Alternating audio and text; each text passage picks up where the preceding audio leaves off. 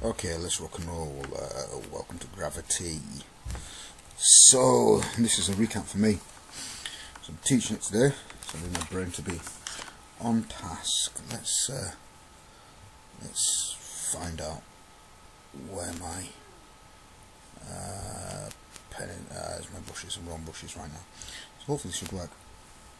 Okay, so how do I see it? The way I see in the analysis of gravitational fields, weight, we know weight, human weight, equals mass times gravity. Weight is a type of force, so irrelevant to the kind of language you use, what exchange is force equals mass times gravity. We know that gravity here is 9.8 newtons per kilogram on Earth. So let's see what we can do with this equation. If I want to know the force if I want to know the force applied per kilogram, not just on Earth, because we know on Earth it's 9.8. If I want to know it on the Moon or Jupiter or wherever, I can rearrange this. I can take m, which is m times g, and move it across to my left hand side. It's very basic maths. So this would give me F divided by m would give me g. So the gravitational force, irrelevant to what m is take the overall force divided by the mass that I'm looking at. So now we have this problem, and this problem is that if I have two masses, something quite big, and I should really use the shapes where I'm not, something quite big and something quite what looks quite small, but this is relatively, this let's call this mass m, this is relatively not quite small. So as much as it will be pulled towards the centre of this object here, it will also pull this larger mass is not significantly insignificant, if that makes sense. This object here, call it mass 1, must be quite small. If it's not small, it will yank the larger object towards it. It does anyway, but when it's small enough, so the yank isn't significant. So anyway, there you go. Okay, free fall in the gravitational field, and that's kind of the next topic within the A2 gravity. I kind of rushed through that. Well, actually, before we look at free fall, let's have a look at this definition. I just kind of looked over at the notes. What's the definition? Let's have a look at the definition. The strength of a gravitational field, G. Strength of a gravitational field, G, and I'm just going to write G here. Strength of a gravitational field, G, is the force per unit mass. And we know what we use as per unit mass, and this here is the kilogram, the force per kilogram. And here we actually call it, yes, G. So if we had a 2 kilogram mass and we dropped it in Jupiter and want to know the G, the strength of gravity, we would calculate the force on it, and divide it by the 2 kilograms to give it per unit mass, which is 1 kilogram. Anyway, that's ace fun. Control A. Just there. Delete. There we go. Okay, so that's that. So let's have a look. Free fall. So the next thing says free fall. And in the book, it says the weight of an object is the force of gravity on it. If an object of mass m is in a gravitational field, the gravitational force on the object F equals mg. We went through that where g is gravity. If the object is not acted on by any force, it accelerates with. So what it's saying is in the book, in your textbook, that acceleration is equal to the force divided by the mass we're looking at. We've already said that force equals mg, so we can substitute mg for F. So acceleration,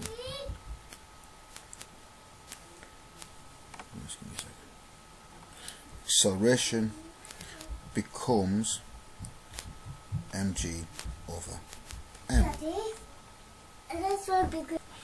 Okay, so when we look at this form that we've got here now, we know that the masses cancel out. And acceleration is the same as, equal to g gravity, to the force due to gravity acceleration, blah, blah, blah. Okay, so g here, we can also say, definition g, gravity, the force due to gravity, is the acceleration, this is also the description of the acceleration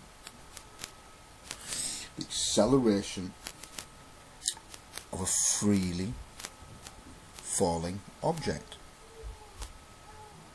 Yeah, I hope that makes sense. So if you have no air resistance, nothing, then that's acceleration, g's acceleration of an object falling freely with no force on it, as I just said.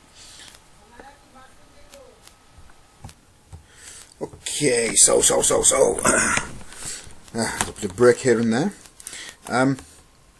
What we've got here, a really peculiar thing. Let's first of all, these two have different units. This is newtons per kilogram, right? Although these are equal, these are not the same unit accelerations, meters per second. So I hope that makes sense. I just kind of chucked that one in there. So let's have nosy at other things on here. I'll realise the difference between my tablet and my finger. Okay, so now we have a problem. If something is falling freely, the common term for it is weightless, but it's not weightless. What we say, or the actual correct thing to say, it's not weightless at all. What it is unsupported.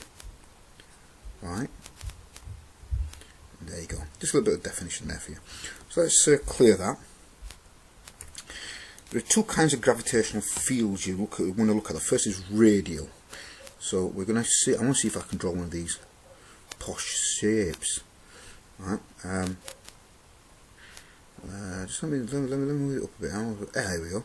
I want a nice posh shape. And let's say we have the Earth. You've got this in your. Well, that's not a posh shape, is it? Let's try again. Posh shape. Where's my circle gone? Well, posh. We'll try again. Posh shape.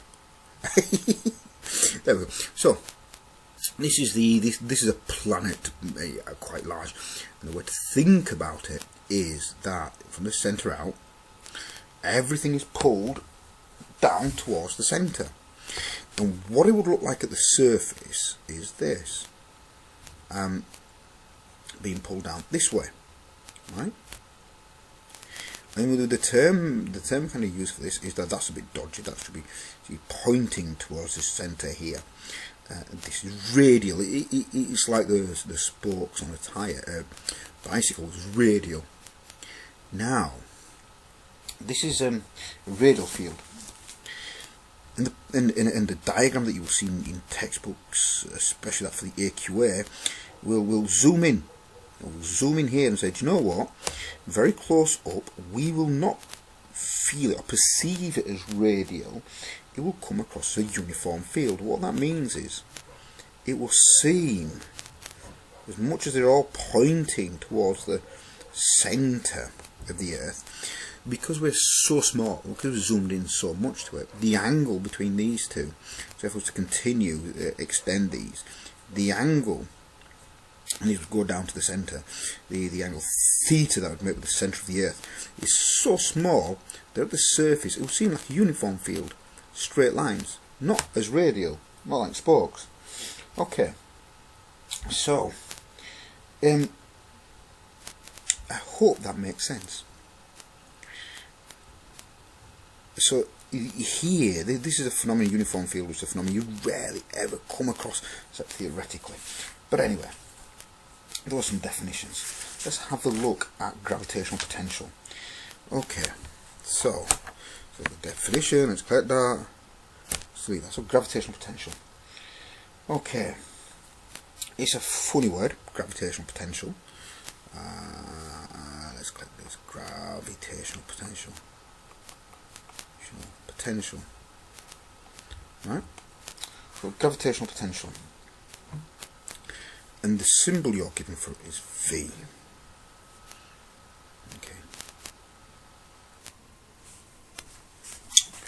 Okay, so where were we?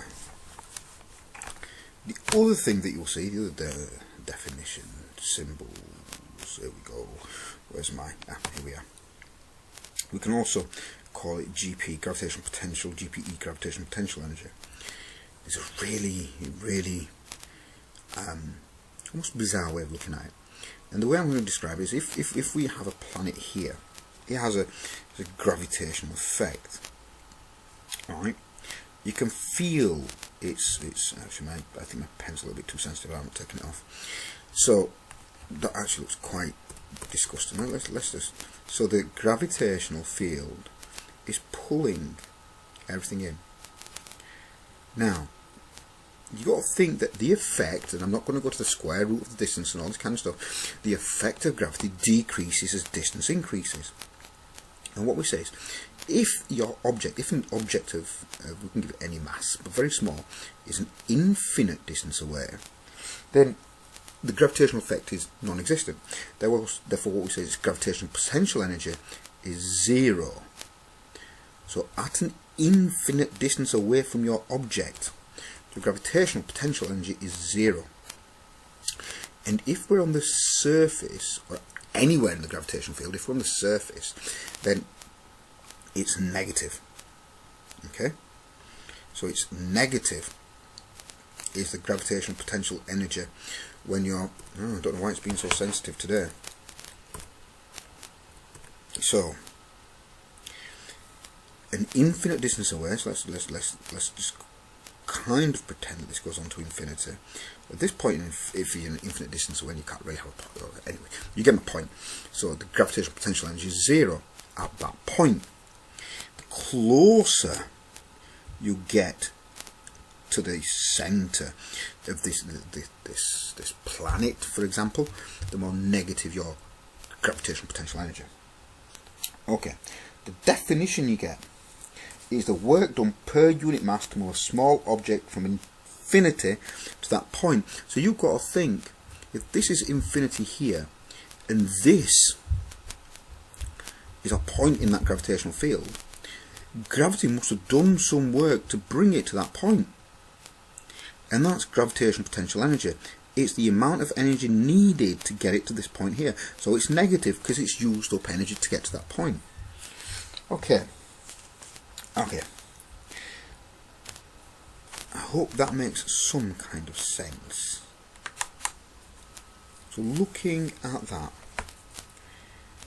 if, as I said right at the start of this description, gravitational potential energy is V, so the work done, big W, must be V, the gravitational potential energy at a specific point. So let's say it's this point A here. So it must be the gravitational potential energy V multiplied by the mass. Right?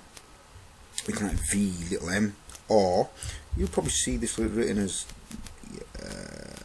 work done equals the mass multiplied by the gravitational potential energy at that point. So what we could do is then we could work out what gravitational potential energy is. We could rearrange this to give us V equals work done. Really not liking that. Really not. Just let me. So if we rearrange this, we're going to rearrange this to give ourselves V equals. So I'm just taking this M. Oh, that's interesting. I'm taking this M across here. It's a times M. So on this side it becomes work done divided by my mass. And this will give me GPE, gravitational potential energy, at that point.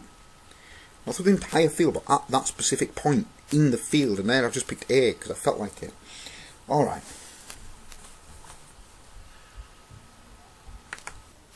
Okay, right, so let's have a look at change. Hey, whoa. Change in gravitational potential energy. Let's have a look. Let's say we're on the surface. We're on the surface of a planet. You tend to be given the example of a rocket. Oh, it doesn't matter. Let's call it point A and point B. At point A, this is V1. This is gravitational potential energy of V1. Think of it this way. The gravitational field of this planet had to yank something to point A, and it did work. Right?